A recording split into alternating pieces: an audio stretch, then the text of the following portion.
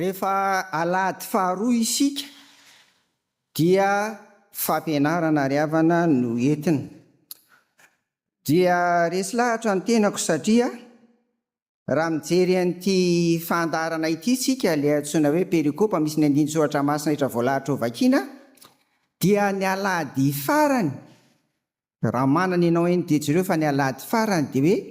aladin'ny réformation, alady 17 Oktobra. Dikan'izay zany dia miresaka ny amin'izany fandisam-pivavahana izany sika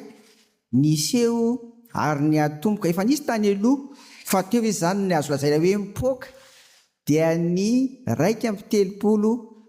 Oktobra taona 31 Oktobra 1517. Dikan'izay zany dia ireo maha-protestanta-tsika no resahana amin'ity anio ity dia nampitaiko taminareo tamin'ny WhatsApp maly izy hoe ireo teboka enina zany na foto-kevitra enina dia marobe ny mitantara azy io fa izay nataoko mba hoe fototra ary nakako ny maro dia ilay hoe croire et comprendre la collection de Guy-Démé Gabriel. Io zany dia hoe pour une foi intelligente et une église ouverte au monde. Zay zany nakako azy io dia andeha hiresaka ny amin'izany isika. Fampatsahivana ho an'ny sasany nefa mety ho zava-baovao ihany koa ho an'ny hafa. Tiniko ny zava-nisy tamin'izany voalahatra ato amin'ireto teny ireto: ny vava ny fiainam-piangonana. Zany hoe tsy tena nanaraka ny fitsipika araka maha-fiangonana azy ny fiangonana, ary tratran'izany aretina izany ny mpitondra fiangonana takanay nahazo tamin'izany zany dia atao hoe nicolaisme, izay raha ambara fitentsika izao zany dia tokantrano imaso. Nisy tratran'izany ny mpitondra fiangonana tamin'izany fotoan'izany.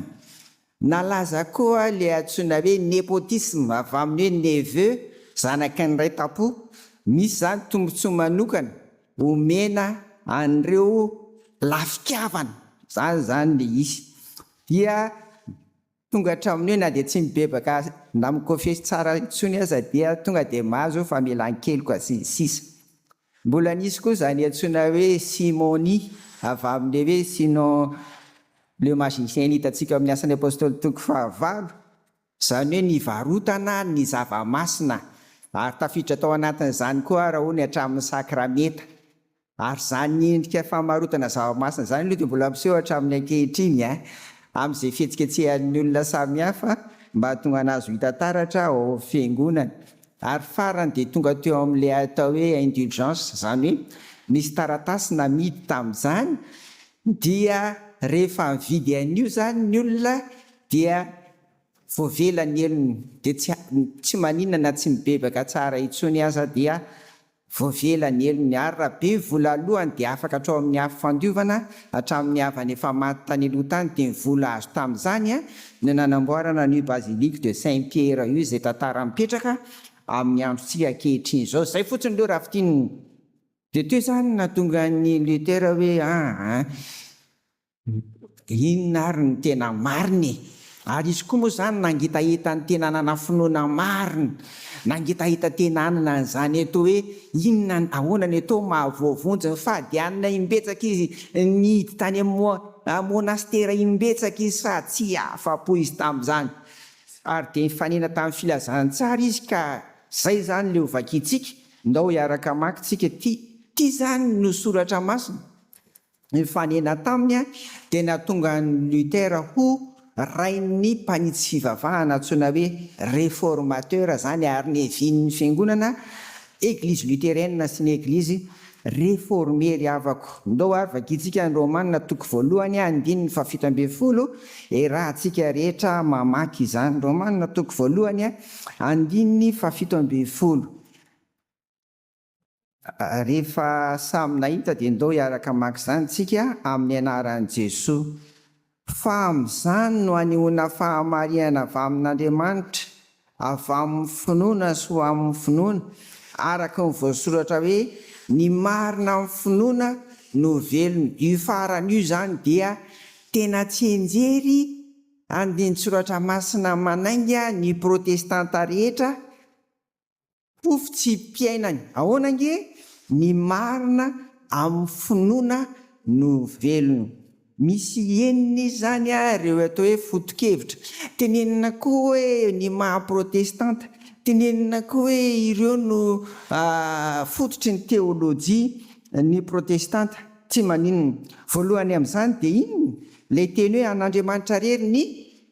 voninahitra. Io zany le hoe soli deo gloria. Ny dikany dia izao: tokana Andriamanitra, izy rery no Andriamanitra ary izy rery no masina. Tsy misy azo ampitahina aminy ny zava-misy rehetra eto amin'izao tontolo izao, na inona ary na iza everiny olona ho Andriamanitra. Noho izany ny zanaky ny réformation zany dia tena mailo amin'izay rehetra te hitovy na aka-toerana n'Andriamanitra eo amin'ny fiainany. Ny olombelona mantsy dia izao nandova fahotana avy amin'ny Adama avokoa ilay atao hoe péché originel, antsoina koa hoe fahalavona. Dikan'izay tsy misy olona manana ny voninahitra mendrika an'Andriamanitra na ny mpitondra fiangonana tahaka anay, na iza atsangana ho Andriamanitra zany, satria nandova ota avokoa isika rehetra. Ary io zany dia hoe noho tsika nandova ny ota zany dia tsy misy manana ny marina feno na iza olombelona eto ambony tany, na ny mpitondra fiangonana, eny hatramin'ny papa izay lohan'ny fiangonana mbola tao anatin'ny katolisisma tamin'izany fotoana izany. Rehefa mitentsika hoe an'Andriamanitra rery no voninahitra dia izao: miainga ao amin'Andriamanitra ary miverina ao amin'Andriamanitra avokoa ny voninahitra rehetra ataony voariny eto tany. Ary zany nahatonga antsika tsy tsika olombelona irery, fa nahitintsika zao tenenina foana hoe io zao dia misy voninkazo naturel misolo tena ny voary hafa akoatrantsika olombelona, midera sy makalaza ary manome voninahitra an'Andriamanitra. Ary tenenin' Jesosy fa na i Solomona azy izay be voninahitra tsy mitafy tsara ohatran'ny voninkazo akory, reny zany le tsika hoe izao rehetra izao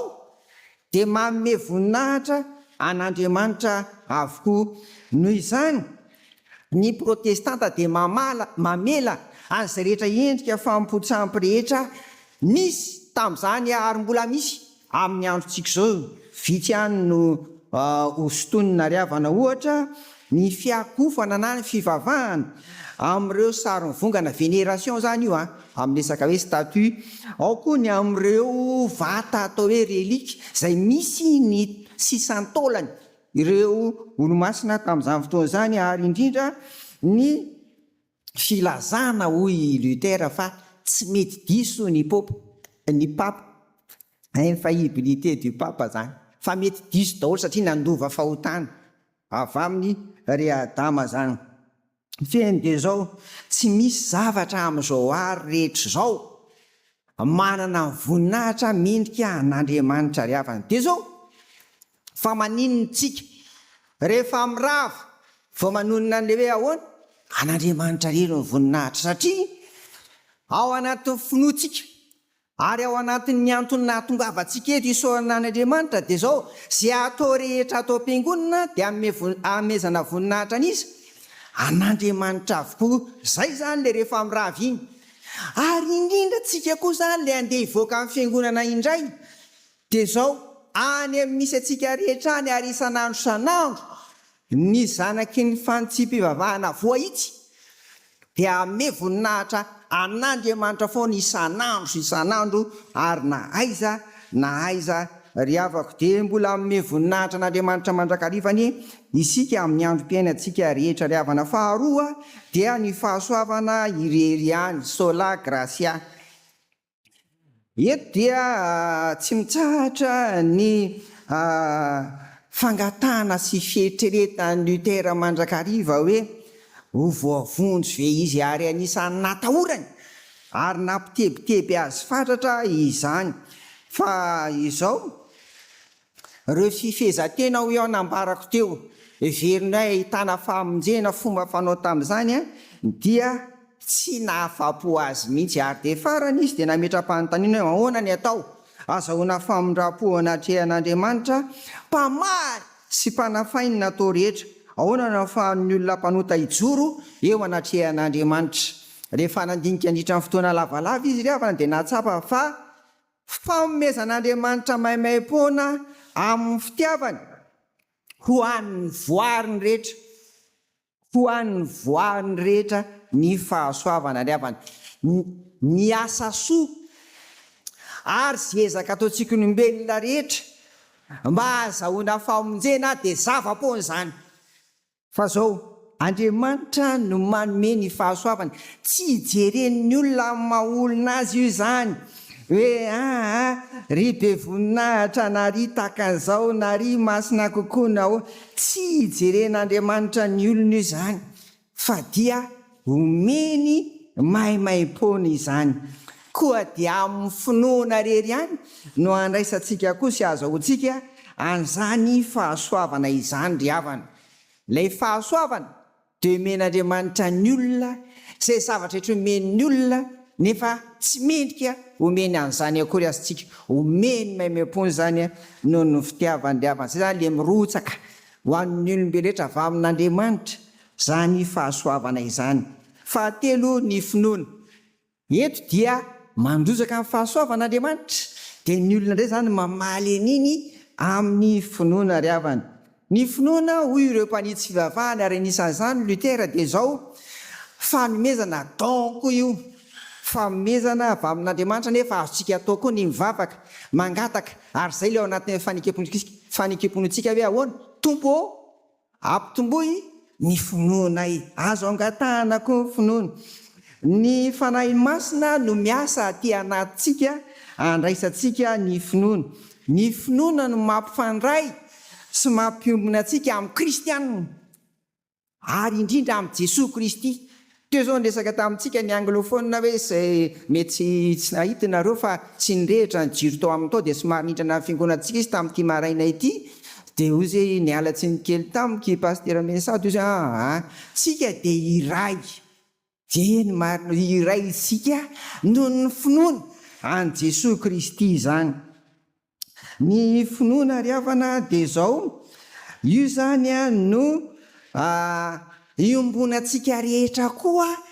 ary tarafan'ny tompo antsika ka amelany eloka ary de efa matotra amin'le tany eloka teo hoe ahafahantsika manome voninahitra an'Andriamanitra. Ny finoana no valiny avy amin'ny olona manoloana amin'ny fitiavan'ny tompo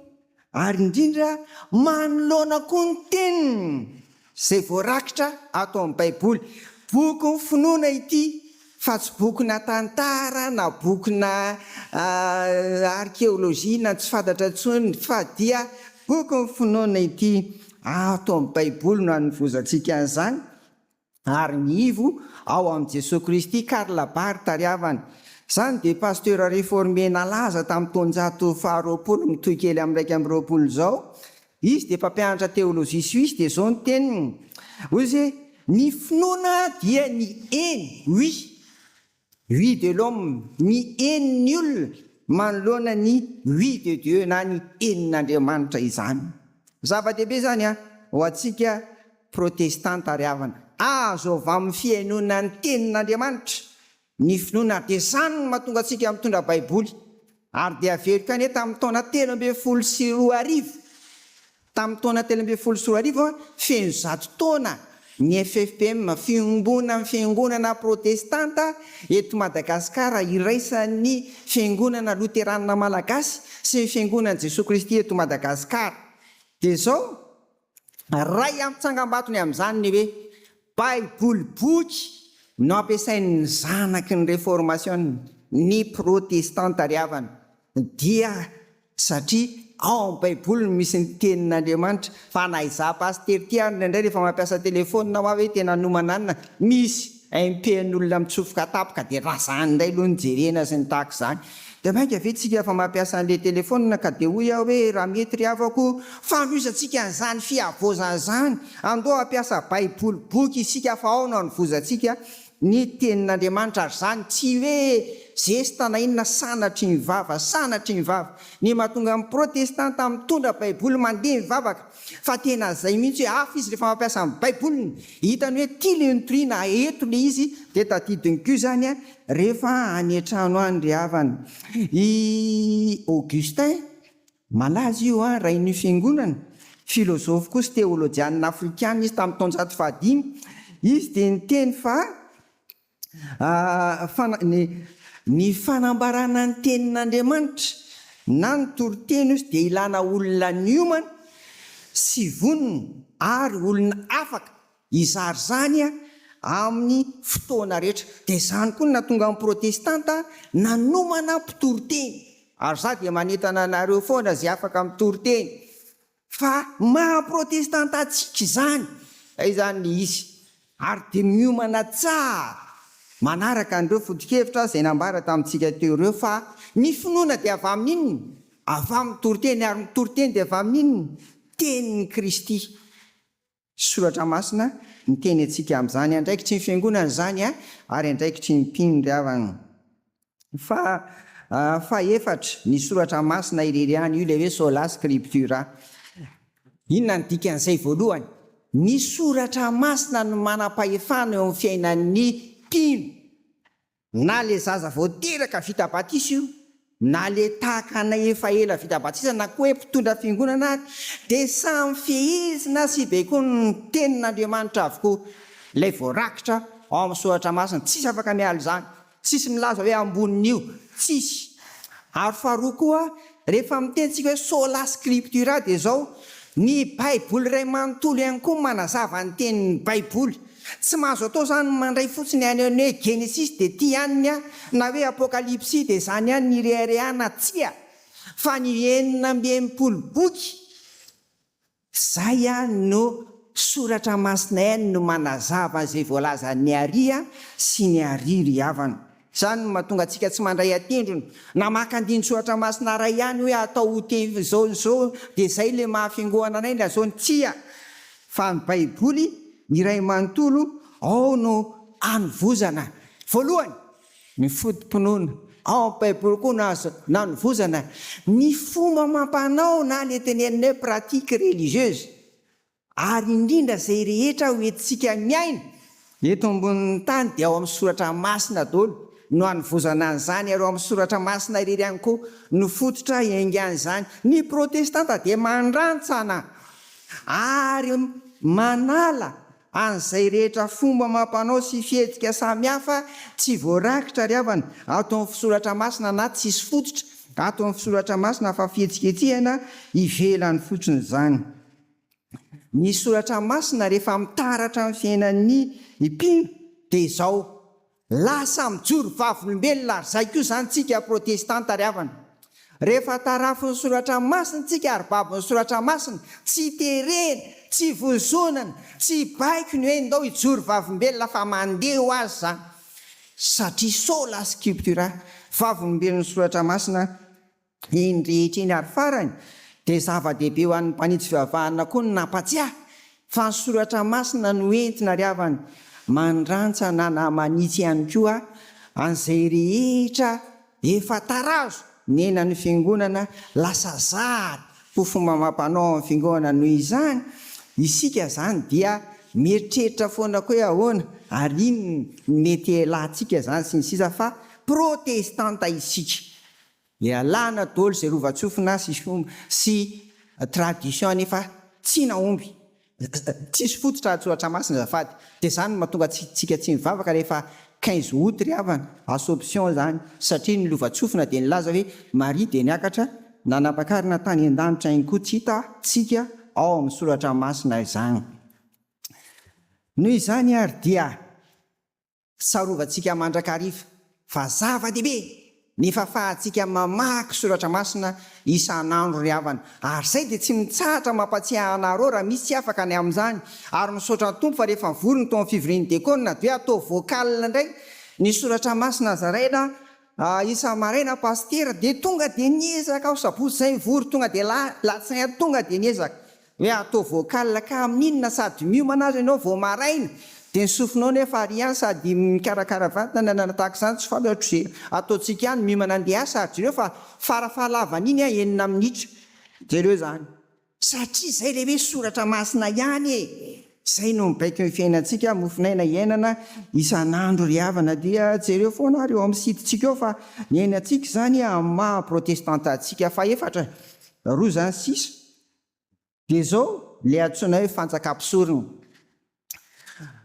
ho an'ny mpanitsy fivavahana de zao ny batisany fototra maha kristianina ny olona anankiray zany ary io no avy amin'izay no mivoaka hoe mpisorona avokoa isika zany hoe mpanelanelana ny olona amin'Andriamanitra isika ato anatin'ny fiangonana no mpanelanelana ny olona izao tontolo zao amin'Andriamanitra de zay le mahatonga atsika hoe mitorony filazantsara ary misokatra isaky ny alady takan'izao mpitsorona ary manao fisoronana manao fampofavahana ary ko na mpanjaka avokoa ny kristianina rehetra inona mivoaka amin'izany fanjakam-pisorona zany zao mitovy vita batisa rehetra eo anatrehan'Andriamanitra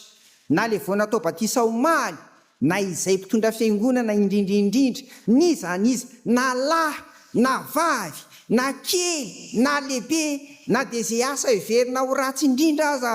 fona fa tsisy asa ratsy na de zay asa iverin'ny olona ho ratsy indrindra sy tenenina koa hoe asa tsara ohatrany anay mitovy mitovy ny fijeren'Andriamanitra atsika zany eo mason'Andriamanitra tsisy ambony tsisy ambany tsisy masina kokoa na masina kely mitovy rehefa samy vita batisa izany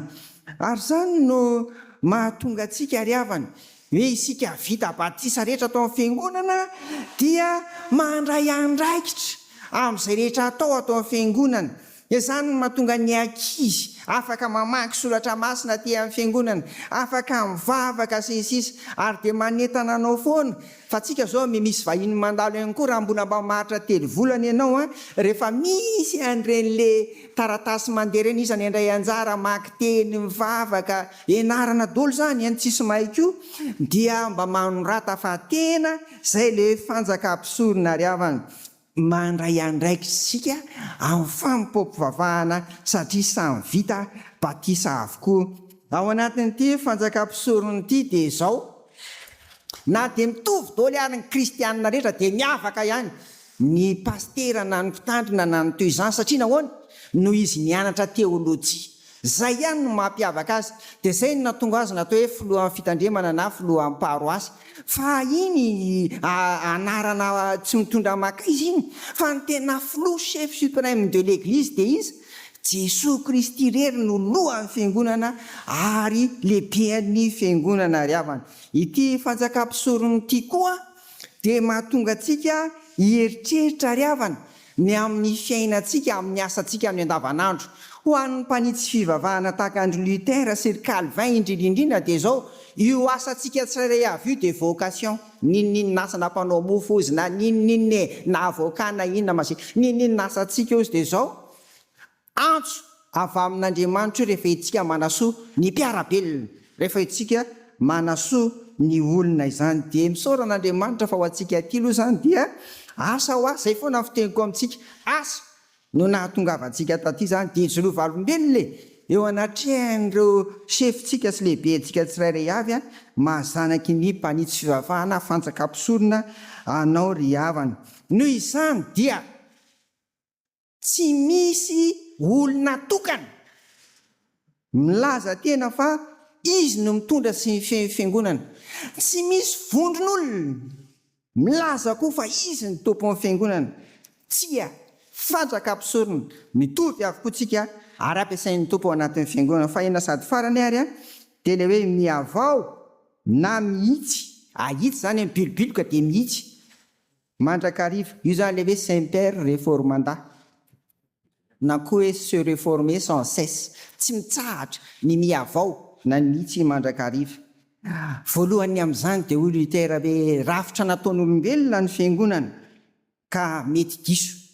Noho izany dia adidin'ny kristianina tsary avy ny manitsy izany eo ambany fitarihan'ny fanahy masina ary havana, ary miorina amin'ny filazantsara fa tsy ny fahaizan'olombelona na zay rehetra iverina hoe zao ny ananana sy ny sisa, tsia miorina amin'ny filazantsara. Dia izany no mahatonga amin'ny protestanta ary havana isan'ambaratonga manao an'ireny atao fivoriam-be ireny, ohatra zao hoe synôda lehibe isaky ny efataona. Ny loterana sy ny FJK manao an'izany, anavaozana indray ny fiainan'ny fiangonana, anavaozana an'ireo tompon'andraikitra samihafa. Dia misy koa ny any amin'ny ambaratonga any amin'ny hoe fivorian'ny synôdam-paritany dia anavaozana mandrakariva an'ireny zany ary ny antsika zao ao anaty fitsipika dia isaky ny efataontsika eto ny manavao ny tompon'andraikitra sy ny sisa dia efa miresaka fitsipika aho. Dia ndenge mba ho resahako kely ty zava-dehibe ny nananantsika fitsipika ny FKM nanomboka tamin'ny 21 novembre 2021, mora tadidy kely zany 21/11/2021. Ary dia io zany zao raha sitrapon'Andriamanitra dia ampio efataona fa dia avozintsika indray eo afa-keritaona eo zany. Tsy maintsy misy ny aingan'ny fitsipika, ary ny fitsipika tsy tenin'Andriamanitra ka hoe tsy azo ovaina. Rehefa niaina ny fitsipika io tsika tao anatin'ny efataona dia misy avozinao zany. Dia anjaranao, anjarantsika tsary avy zany dia efa miomana dia nizao ry havako, fa ho avy zany hoeto ny anjara brikinao. Bebe any mantsy nahazo anay tamin'ilay teorieny satria nahoana tsy maintsy nanao aloka, tsy maintsy nanoratra zay hoe tia ny fitsipika aingana ary za manao ohatra foana hoe 9-10 taona zao nisian'ny FJKM zay fiangonana misy ahy fonana amin'ny teny an'izany, fa isaky ny efataona dia misy ahitsy sy amboarina foana ny fitsipika io 9-10 taona, tsika vo efataona. Mahery zary havana fa zany mahaprotestanta atsika, izany no andraikitra menantsika hoe inona no ahitsy avozinao eo ambany fitarihan'ny fanahy masina ary indrindra fototra amin'ny tenin'Andriamanitra ry havako. Mahireza mandray andraikitra fa tsika rehefa hitsy avozin'ny tompo koa dia voafidy amin'ireny toerana samihafa ireny. Ato amin'ny ho an'ny protestanta ny toerana tsisy anaovana propaganda, tsisy anaovana ninina, tsisy hoe ifandovana hoe zao paster eto dia ny zanako koa paster eto indray, tsia. Fa zay zany sady antso anomana ny tompo antsika tsary avy ary anavaozan'ny tompo koa ny fiangonana amin'ny fifidianan'ny olona samihafa iandraikitra sy ara-iasa amin'ny mitondra fiangonana ary havana. Zay le atao hoe direction collégiale ny protestanta. Ny laika voafidy lahy sy vavy no miara-miasa mitandrina amin'ny fitondram-piangonana ary havana. Noho izany ary raha fitinina dia zao hoe zay no namaranana azy ity hoe tsy mitsahatra ny mihitsy na tsy mitsahatra miavao ny protestanta. Zao manokana amin'ny maha-protestanta koa zany dia mivavaka mangataka ny fanahy masina mba ho avoziny sy ahitsy ny isan'andro. Dia tahaka izany koa tsika fiangonana mivavaka koa tsika mba ho ahitsy sy avozin'Andriamanitra mandrakariva zany amin'ny androm-piainantsika rehetra. Ary dia miara-palitsika rehefa samy voahitsy, miara-palitsika rehefa samy no avozina dia miaraka mifampitatana amin'ny fitondrana ny fiangonana, miandry ny fiavian'ny tompo ry havana. Ka dia mahereza ao amin'ny tompo sy amin'ny herin'ny faherezany arak'izany. Amen.